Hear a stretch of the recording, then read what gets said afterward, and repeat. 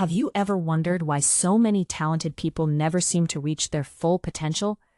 You see them everywhere.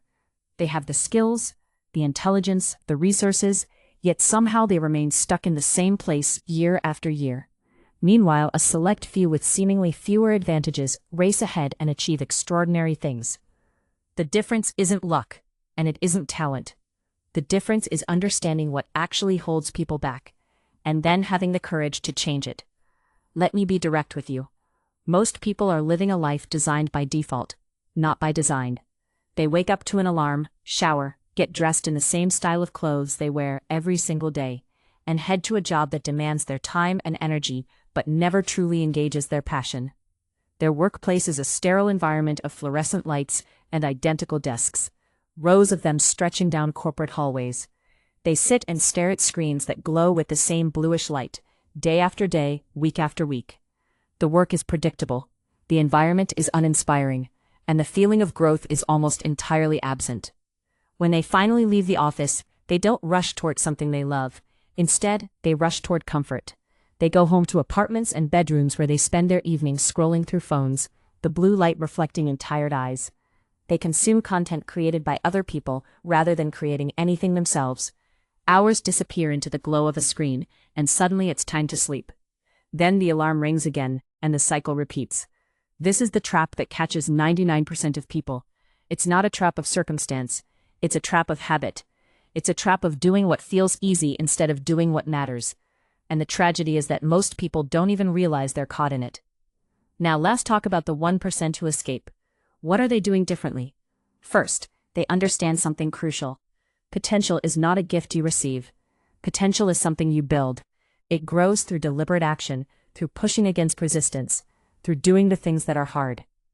Look at a modern gym filled with expensive equipment. Most of it sits unused. The rowing machines gleam under the lights, the weight racks stand full, the treadmills are idle. But there's always someone there, even at dawn when the gym is nearly empty. That person is training with intense focus, every movement deliberate, every set counted. While others sleep, while others make excuses, that person is building their physical potential. The same principle applies to everything. The people who reach their potential are willing to do the work when nobody's watching. They're willing to be uncomfortable. They're willing to pursue growth even when the immediate reward is invisible. They refuse to let their time be stolen by default. Every hour of your day is a choice. You can spend it on things that matter, or you can spend it on things that merely pass the time. Most people lose this battle without ever realizing a battle is happening. They let their time drift away on activities that don't serve them. They sit in rush-hour traffic on busy highways, packed into crowded vehicles with other commuters, all of them staring down at phones or out the windows with blank expressions. They spend 30 minutes of their day just moving from one place to another, stuck in the same monotonous flow with millions of others. But what if you could reclaim that time? What if you started asking yourself with every hour of the day, is this moving me closer to my potential or further away? That question alone changes everything. Third, the people who break through understand that your environment shapes your behavior. If you surround yourself with mediocrity, you become mediocre. If you surround yourself with growth, you begin to grow. The corporate office with its fluorescent lighting and rows of identical workstations doesn't inspire excellence. It normalizes compliance. But imagine a different environment. A clean, organized home office with a single laptop open, a half-filled notebook beside it, sticky notes on the walls with your actual goals written down, pens arranged neatly, light coming in through a window. That environment tells your brain that you're serious about something. It signals to you that this matters. And that's what the 1% do. They deliberately craft their environment to support their ambitions. They work in spaces that inspire them. They surround themselves with people who challenge them. They eliminate distractions. They make it easy to do the right thing and hard to do the wrong thing. Fourth, they have clarity about what they're actually pursuing. Most people are vague about their potential. They want to be successful, whatever that means. They want to be happy, but they've never defined what that looks like. This vagueness is fatal because you can't hit a target you can't see. The 1% are different. They know exactly what they're building toward. They write it down. They think about it. They make decisions based on whether those decisions align with their specific vision. Fifth, they understand that potential compounds over time. This is perhaps the most powerful principle. A small improvement in your skills, your habits, or your knowledge doesn't seem significant at first. One extra hour of learning today doesn't transform your career. One workout doesn't transform your body. One good decision doesn't transform your life. But compound those improvements over months and years, and suddenly you've become an entirely different person. And practices consistently for 5 years will be unrecognizable compared to who they are today. Meanwhile, the person who does nothing will be stuck in exactly the same place.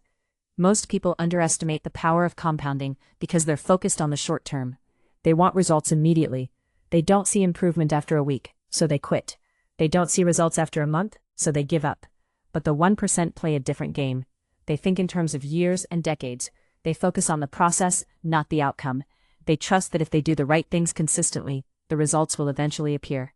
So how do you become part of that 1%? How do you actually reach your full potential? Here's what you need to do. First, become brutally honest about how you spend your time. Track it for 1 week. Write down where every hour goes. Most people are shocked when they actually see it written down. The commute time, the mindless scrolling, the hours spent watching other people's lives online instead of building their own. Once you can see it, you can change it. Second, design your ideal day on paper. Not your actual day, but your ideal day. What time would you wake up? What would you do first? How much time would you spend on growth activities, and what would those be? How would you structure your work? What would you do in the evening? Write it out completely. You can't build a life you haven't designed. Third, start small and compound. You don't need to overhaul your entire life tomorrow. You need to make one small decision that moves you toward your potential, and then make that same decision tomorrow and the day after that. Commit to reading for 20 minutes every morning. Commit to one focused work session without distractions. Commit to one workout per week. These seem small, but over time they become the foundation of an entirely different life. Fourth, arrange your environment deliberately. If you're serious about reaching your potential, make your space look and feel like a space where serious work happens. This doesn't need to be expensive. A clean desk, good lighting, plants, a notebook, a timer. Simple, but intentional. Fifth, find people who are further along than you and learn from them. You don't need permission. Read their books, watch their interviews, study their habits. Surround yourself with the evidence that what you're trying to do is possible. And finally, understand that reaching your potential isn't about being the best in the world. It's about being the best version of yourself. It's about knowing that you could have settled for a life of comfortable mediocrity, but you chose instead to push, to grow, to do the hard work that others won't do. Right now you're at a choice point. You can leave this moment and return to exactly what you were doing before. Letting your time drift away through the same habits that have held you back. Or you can decide that today is different. You can decide that you're going to design your day, protect your time, invest in your growth, and compound those investments over time.